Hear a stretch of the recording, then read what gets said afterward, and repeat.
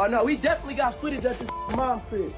She live in building 18 out here. New footage just surfaced of Trippie Redd right before Tekashi 6ix9ine's girlfriend was murdered, and it's chilling. He's on camera, threatening the lives of people closest to 6ix9ine, practically handing out street death notices. Oh no, we definitely got footage at this mom crib. She live in building 18 out here. That's what he said. And the streets are buzzing because 6ix9ine's mom wasn't around. But his girl ended up paying the ultimate price. Word is, Trippie could be snatched up by cops any moment now because what went down isn't just rap beef anymore, it's blood in the streets. Ariela Lalan Gosta Mejia Polanco, 6ix9ine's girlfriend, was gunned down execution style on August 17th, 2025, and the timing is way too close to ignore. This doesn't feel like coincidence. It feels like a warning shot that hit the wrong target. See, in the hood, words don't just fade. When someone with Trippie's reputation says he's gonna body you, it ain't for clout. It's a contract carved in street code. What you talking about, bro? What you mean what I'm talking about? What dad homies you talking about? Oh yeah, that homie. I'm talking about. All them. What you talking about? You Who you ain't talking get that about? homie. You talking about? I'm You gangster mad? like that. I'm gangster like that. Oh, you gangster. You know I'm gangster like that. Where you at? I'm in Brooklyn. Me where I'm at. I'm in Brooklyn. You know where All I'm right, at. stay less. Stay in Brooklyn. I'm gonna stay in Brooklyn. Fuck Right you back, and stay your less. dad. Me on the way. Yo, Trippie, you and your dad. Oh, I'm talking about nigga, stay there. What I'm gonna stay in? You mother, your dad homie. What you think I'm? And Ariela's murder looks like that promise finally getting delivered, just not to the one people expected. This wasn't about rap lyrics or sneak disses anymore. This was straight up, I'm gonna kill you energy broadcasted on video. And let's not forget, both these dudes are tied up deep in gangs, which means those threats hold serious weight. Trippie wasn't just talking reckless, he was making what looks like a blood oath right there on camera. Then he drops that Osama bin Tekashi line, basically labeling 6ix9ine a terrorist that needs to be hunted down and erased from the game. Trippie was already showing his hand way back in May 2018 during a wild Instagram live clash. On camera, he didn't hold back, straight up threatening Tekashi with lines that sounded like coded death notes. "I'm even gonna kill you with medicine," he said. That medicine bar wasn't no random wordplay. In street talk, it could mean slipping poison, loading a bullet, or any way to put a man 6 feet deep. Either way, Trippie was talking about sending 6ix9ine straight to the afterlife. And he didn't just keep it between them, he dragged family into it. He pressed Tekashi to "don't lie, put that on your mother," while swearing "on my daughter's life" for emphasis. That's how you know it got deadly serious. In the hood, swearing on your kids' lives isn't casual. It's blood in, blood out energy, a sign someone's ready to ride until the end. You could hear the venom in Trippie's voice. This wasn't rap theatrics. It was a man who sounded locked in on violence. Then came another live session where Trippie promised to beat the hell out of Tekashi. But anyone who knows street language understands. When someone says that, it doesn't always stop at fists. It can mean stomping you out, shooting you, or worse. And that's exactly why this beef started feeling less like music and more like a prelude to bloodshed. The scariest part? By late May 2018, Trippie wasn't just barking, he was organizing. He began linking with other rappers who also had it out for 6ix9ine. This was the same period when Tekashi was in his own messy drama with Chief Keef and Tato over the Cuban doll situation. And we had did the songs. Wait. So that's where polls and all that came from? That one, like... Yeah, I had flew him out, bro. And that's where Pose came from. That's where Glamour came from. And suddenly, the streets felt like they were boiling over. Trippie Redd didn't just talk about beef. He doubled down with action. He linked up with Tato and Chief Keef and dropped the diss track, "I Kill People," aimed straight at 6ix9ine's head. The title alone screams what it's about. This wasn't just another diss record. This was a straight murder anthem with multiple shooters basically lining up to prove a point. It was all my beats, and we were supposed to do Gummo as the last song, but it had, I didn't want to just put anything on that beat. You know what I'm saying? I wanted to go crazy on that, so I just said, I'm gonna get on it later. The coldest part? Trippie himself reviewed the track on Instagram, captioning it as strictly about killing people, while hyping up that he was in full album mode. No metaphors, no disguises. He was flat out saying this song was about ending lives in the streets. When an artist with Trippie's connections puts out that kind of energy, it doesn't just stay on the internet, it turns into a green light for anybody looking to earn stripes or settle scores. But to really understand how things got this dark, you gotta rewind to when they were actually cool. These two weren't always enemies. They started off as friends and collaborators during the early SoundCloud rap wave. Back then, both were young, broke, and desperate to escape the struggle. Trippie even flew 6ix9ine out to his studio and blessed him with 3 Pierre-born beats, basically handing him a lifeline to real production. The whole situation was just like, I figured out bro did that with that little girl, and I ain't like that, bro. My sister was raped, with that type of shit. Out of that session came tracks like Poles 1469, Owe, and the one that would blow Tekashi into the mainstream, Gummo. That joint became his breakthrough hit, the record that launched his entire image as a rainbow-haired menace. Trippie was actually supposed to be featured on Gummo, but he held back, wanting to save that beat for himself so he could go all out on it.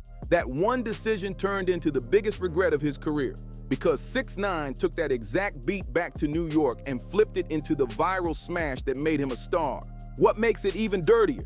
Trippie didn't even realize Gummo was being built as a diss track aimed directly at him. Imagine that. Your own beat, your own studio, your own hospitality, used as the foundation for a weapon fired straight at you. That's next level betrayal, the kind of snake move that flips brotherhood into blood feud.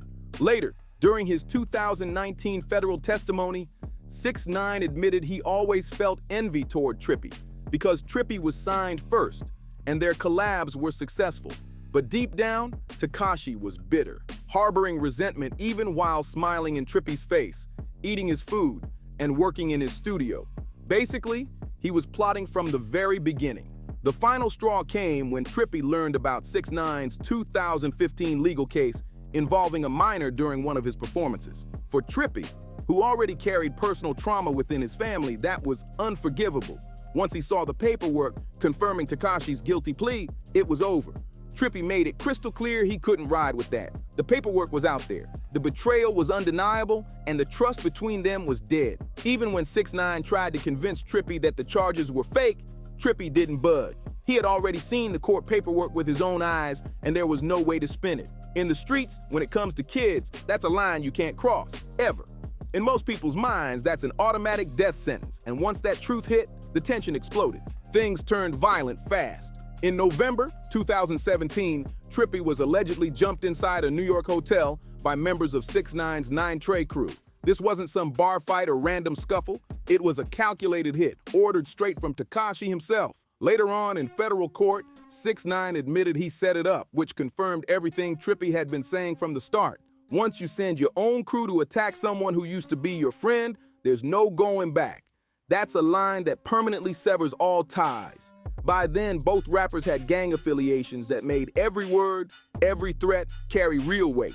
Tekashi was officially tied in with the 9 Trey Gangsta Bloods by late 2017, while he testified that Trippie was connected to the 5'9" Brims, a rival blood set with its own muscle and reputation. That gang element is what turned this from a rap beef into a battlefield. With real shooters on standby, threats weren't just talk.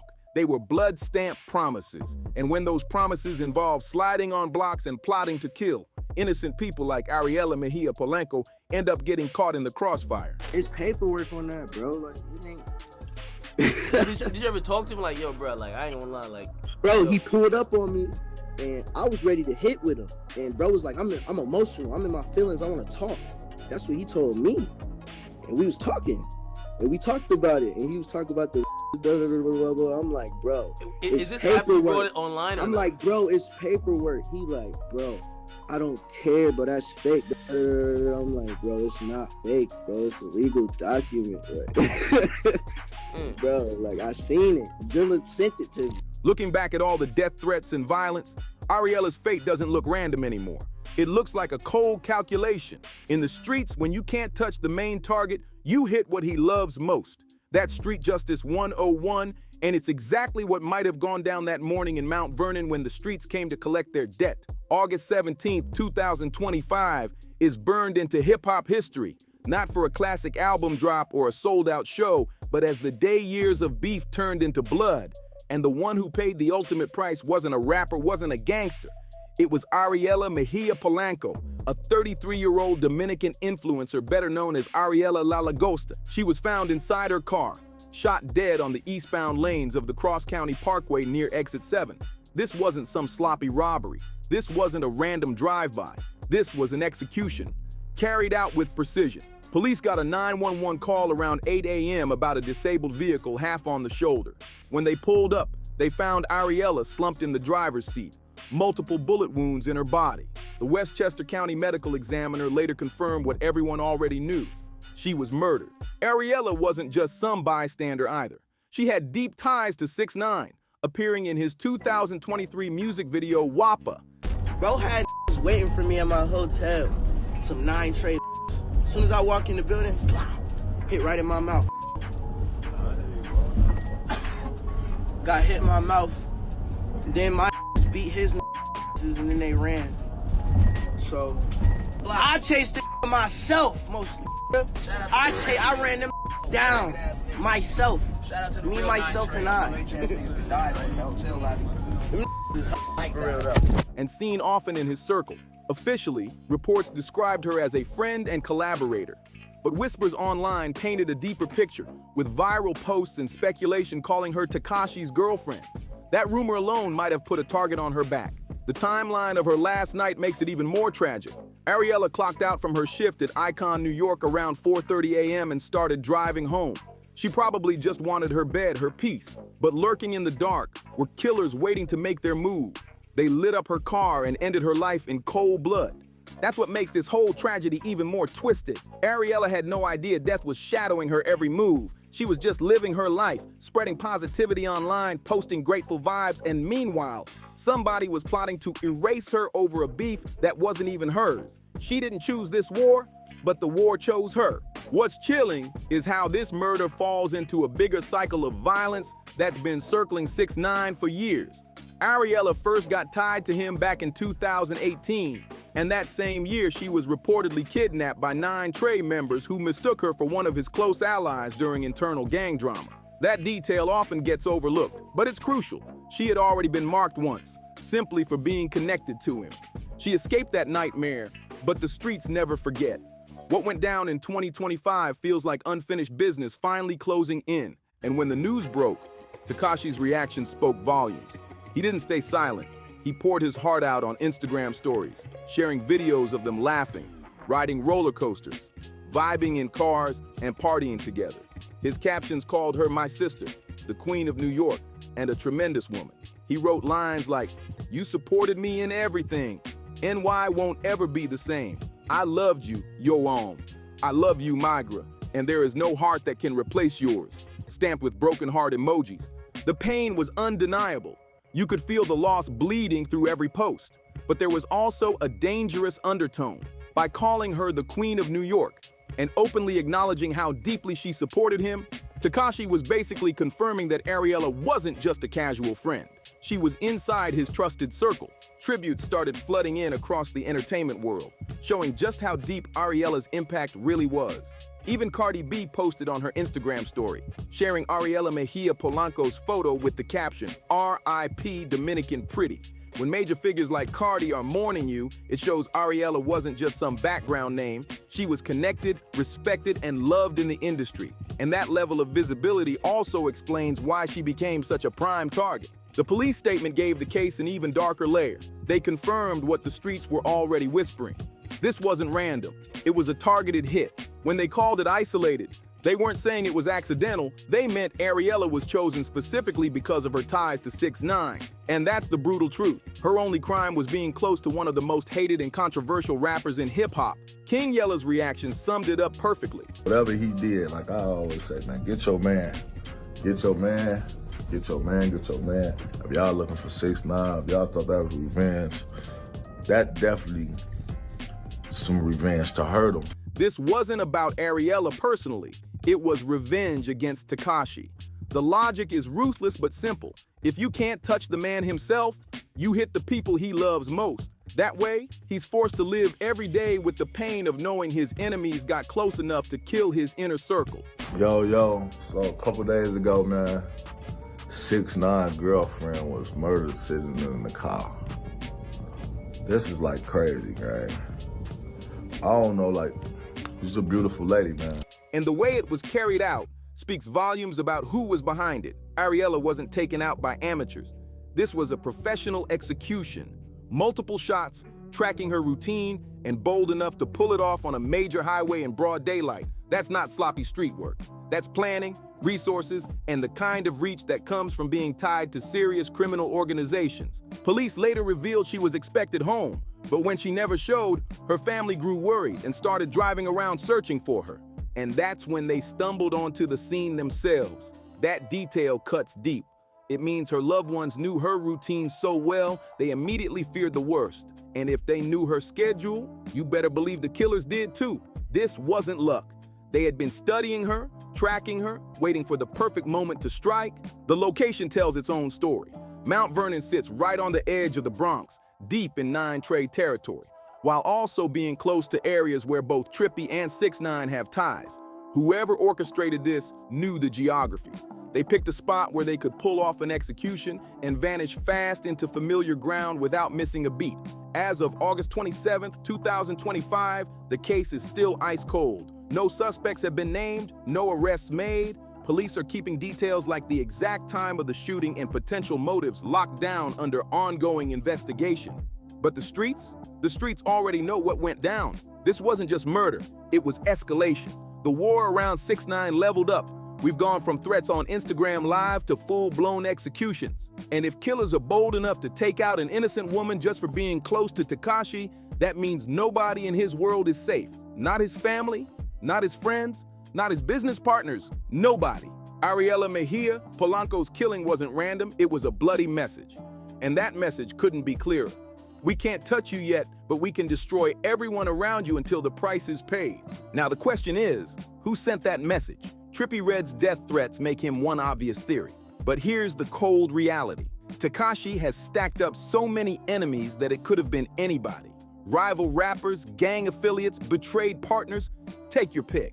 Dude's got more ops than Tony Montana in the last scene of Scarface, and every single one of them has a reason to see him bleed. In street warfare, when you can't hit the main target, you take out the people closest to him. That's rule number one. And Tekashi 6ix9ine made himself the most hunted man in hip-hop the moment he decided to snitch on the very same crew that gave him his stripes. That betrayal didn't just burn bridges, it painted a massive bullseye on his back that will never fade. Daniel Hernandez tied himself to the 9 Gangsta Bloods in late 2017. They gave him muscle, reputation, and that gangster aura he needed to back up his rainbow-haired image. In return, he funneled them money from his booming rap career, basically turning his fame into their bankroll. But when the feds came knocking, Tekashi violated the one rule you can't break.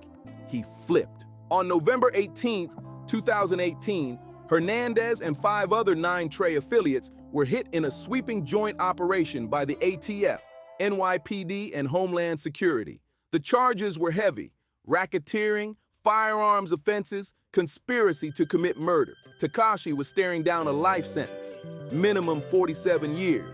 By January 2019, he pled guilty to 9 counts, admitted his gang ties, and agreed to cooperate as a federal witness.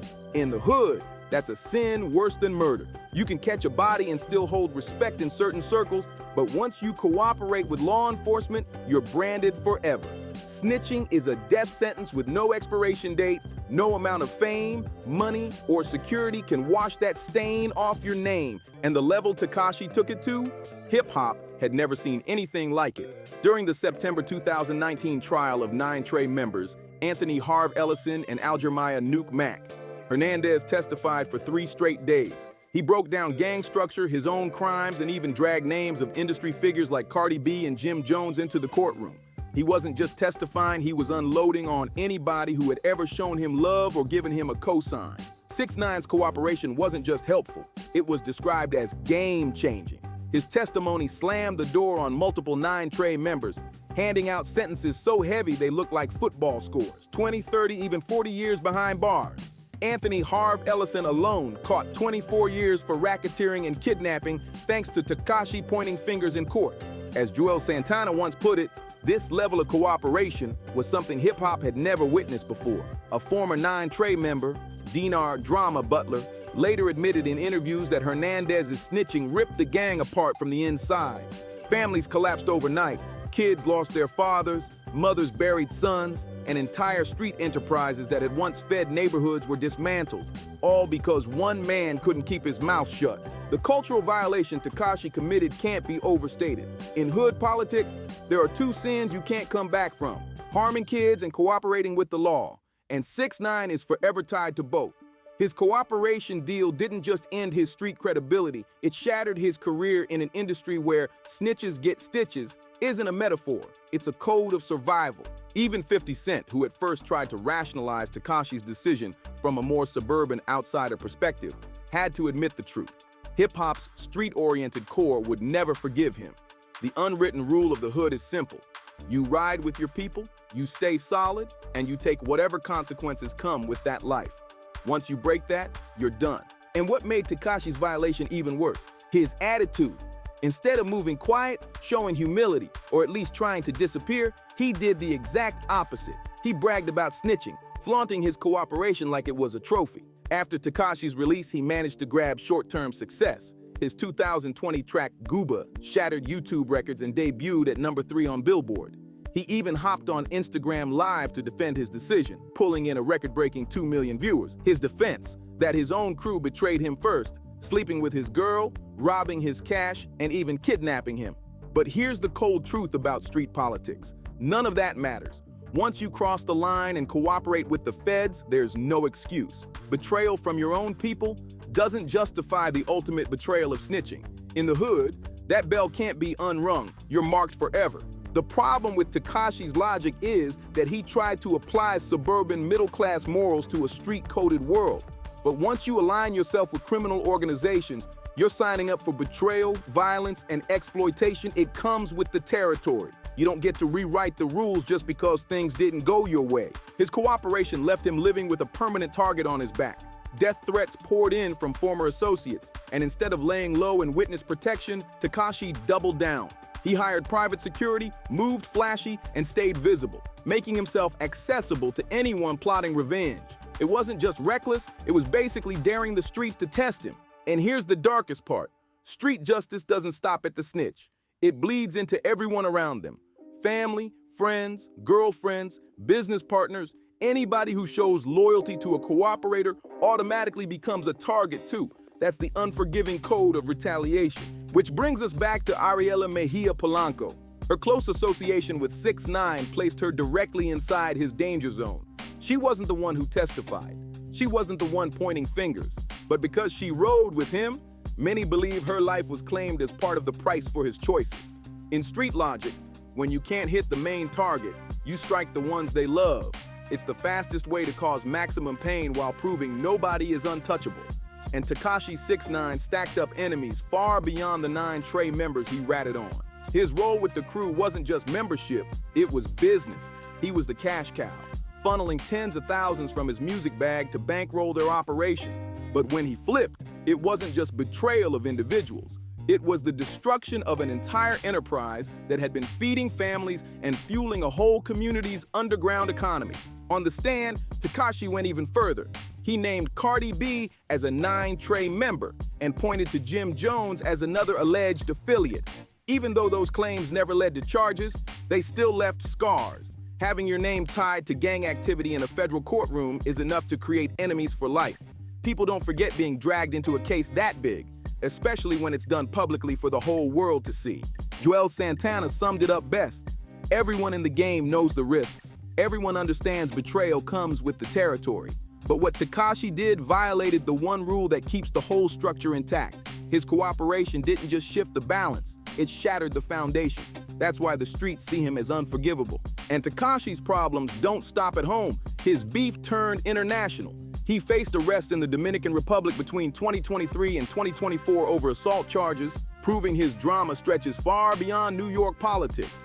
When you've got enemies in multiple countries, predicting where the next bullet might come from becomes impossible. Add in his financial decline by 2022, and the danger multiplied. Court records laid it all bare. By 2025, Tekashi wasn't living like a superstar anymore. He couldn't pull in pre-arrest advances, his Bentley got seized, and his assets were liquidated. Reports say he's basically bankrupt. And when desperation hits, you start moving reckless. You link with people you should have avoided, take risks you can't afford, and put everyone around you in danger because you can't pay for proper security or serious protection. His legal issues only made things worse, keeping his name in headlines at the worst possible time. He got arrested for domestic violence against ex-partner Sarah Molina, violated supervised release with unauthorized travel, and failed drug tests that landed him back in detention until late 2020. Every fresh headline was another reminder to his enemies. Tekashi was still out here, still exposed, still the perfect target for street justice. Ariela Mejia Polanco's death fits exactly what security experts call soft target retaliation. When the main target is too locked down, too protected, you shift to what they love most. It's psychological warfare, designed to cause maximum pain while proving that nobody around him is safe. And when you look at the full picture of 6ix9ine's enemies, the list is endless. From Trippie Redd's on-camera death threats, to the 9 Trey members whose lives and families got destroyed because of his testimony, to the countless rivals he created through arrogance and recklessness. Ariela's murder could have been greenlit by any number of people. The real question isn't if he had enemies willing to spill blood, it's which one finally decided it was time to collect. In the hood, there's a saying, you reap what you sow. Tekashi sowed betrayal, disloyalty, and violation of street codes for years. Now the harvest has come, and the one who paid was an innocent woman who just happened to love and support him. That's the cruel reality of street justice. It almost never stops with the person who committed the original sin. If you've been locked in this deep, let us know what you think in the comments. Who do you believe was really behind Ariela's murder? Make sure you hit like, share this video, and subscribe so you never miss the next chapter in this story.